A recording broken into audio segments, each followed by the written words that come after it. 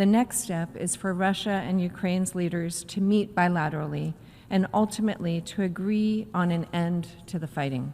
Just days after President Trump welcomed President Putin on American soil to discuss ending the war, Russia launched the second largest aerial attack on Ukraine since the war began, hitting Ukrainian homes as well as buildings housing the European Union delegation and the British Council.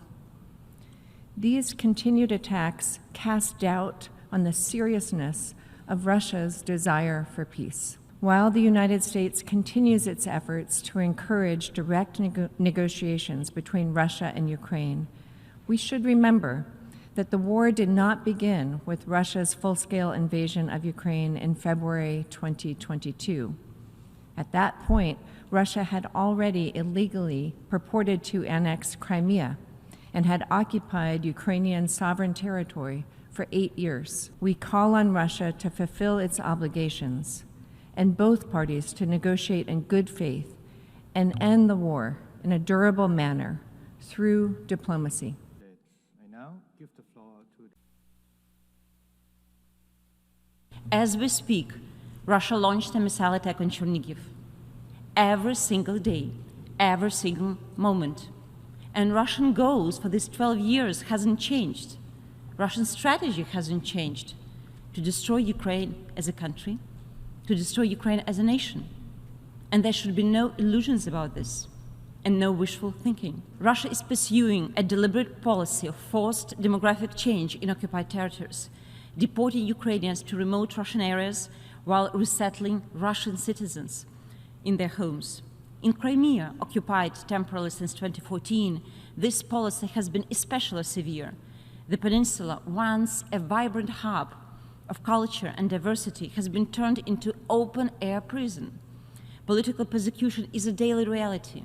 Today, 248 Ukrainian citizens, including 163 Crimean Tatars, the indigenous people of Crimea, languish in prisons and detention centers.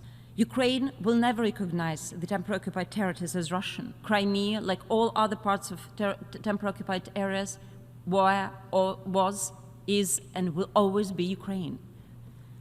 No matter how long will it take, Ukraine will fight for the territorial integrity, restoration of our country. Our vision is very clear. Ukraine is not an obstacle to peace. And let me reassure you, Russia is not winning. It doesn't have any strategic advances anywhere. This is propaganda and disinformation that Russia spreads among different countries and partners. Russia is not winning. And Ukraine is capable of winning this war if we have necessary military aid, air defense, security guarantees.